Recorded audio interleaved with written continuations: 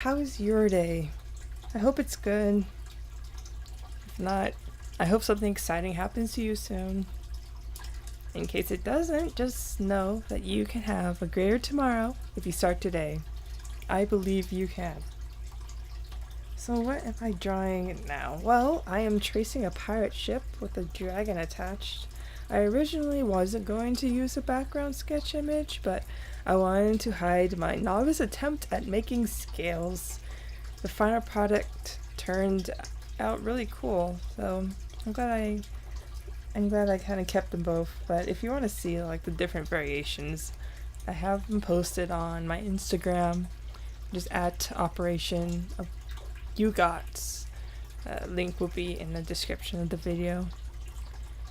So since this piece was pretty experimental, I wanted to do something experimental with the speed drawing instead of like you guys listening to music, you guys listening to my wonderful voice.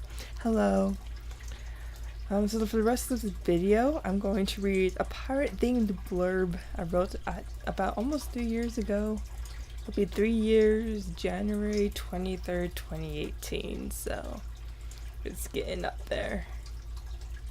Alright, so a little bit of a background. So I used to roleplay, I basically write out stories back to back with other people, kind of bouncing off each other.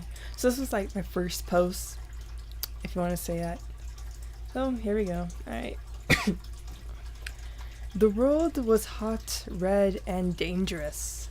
Wooden infrastructure tumbled upon itself, trapping innocent humans inside and daring any outsiders to help. He breathed in the smoke, peppered with death, deceit, and evil.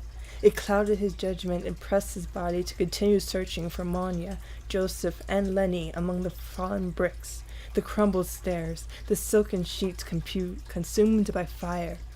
Somebody, almost as sweaty, confused, and scared, grabbed him with strong arms and carried him out of the burning brothel. Forced into someone else's arms while the others assisted in putting out the fire, he struggled and argued and felt the tears stream down his dusty face.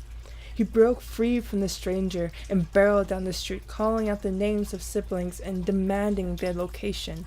Not again. Not while he... "Cap'n?"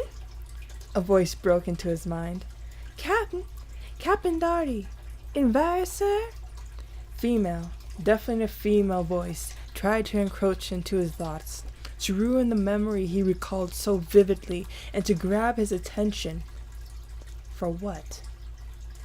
She began to shake him on the shoulder, injured by one of the stupid creatures choosing to resist their presence. Slowly, the brown-haired man opened his large eyes, rose his head to the side, and stared up at his first mate, who withdrew her hands. Looking determined to speak, she opened her mouth, but he silenced her with a swooping motion of a golden-jeweled hand. When she had left the hut, Captain Darty Invar lingered for a few moments more on the hand-woven bed that was too small for his 6-foot stature. He really did not mind. Frankly, he planned on being off the island 8 days ago. But here they were, living off the land and the people like the unwelcome guests they were. If only they cooperated and stopped acting like forgetful or stupid fools, the Silvoom pirates would have been out quick and easy according to plan. Now the damn island cursed his naps with nightmares. So much for trying to keep his head straight.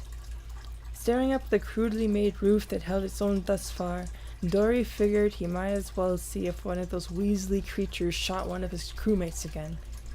He threw his long legs over the side of the bed and with a grunt slipped his feet into the thick leather boots, which boosted his height by a little more than an inch. After pounding his feet against the bare ground to ensure they were in all the way, the captain said nothing to the creatures cowering at the door. He attached his sword to his belt and slipped the metallic whip into its flattened holster on his back. Ready to brave the world, he pushed the wooden door and squinted at the sun, making sure to blind him before it ducked beyond the horizon. Okay, he understood. The island wanted him off. He had his wants too, but he wasn't blinding people after they woke up.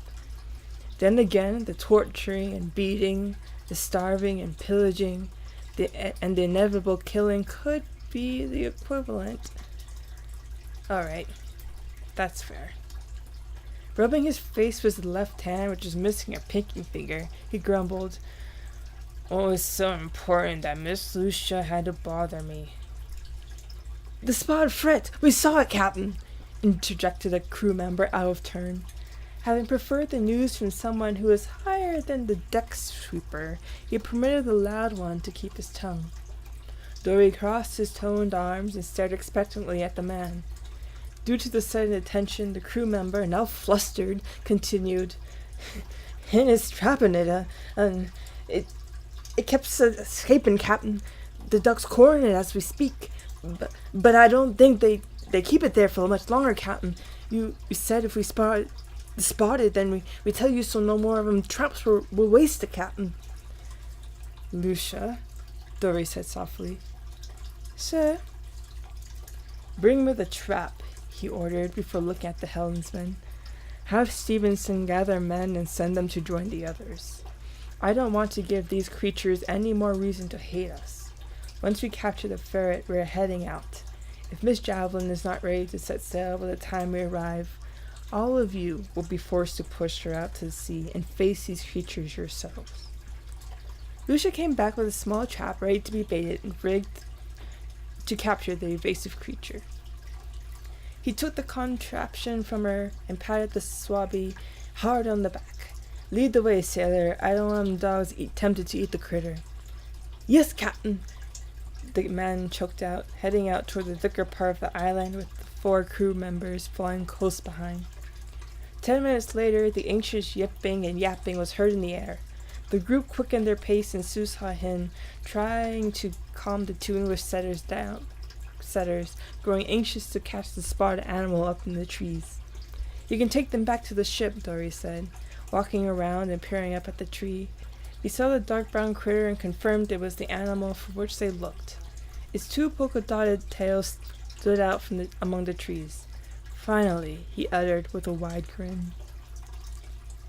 Alright, so if you were interested and you want to read it again, you can either, replay this video, or I left a link down in the description if you want to check it out. I may or may not be picking up the story again. I do want to use his character because I'm thinking that he is the great-grandfather of another character I want to use, but it's still up in the air. Alright, take care everybody. Have a great rest of your day. Johnny!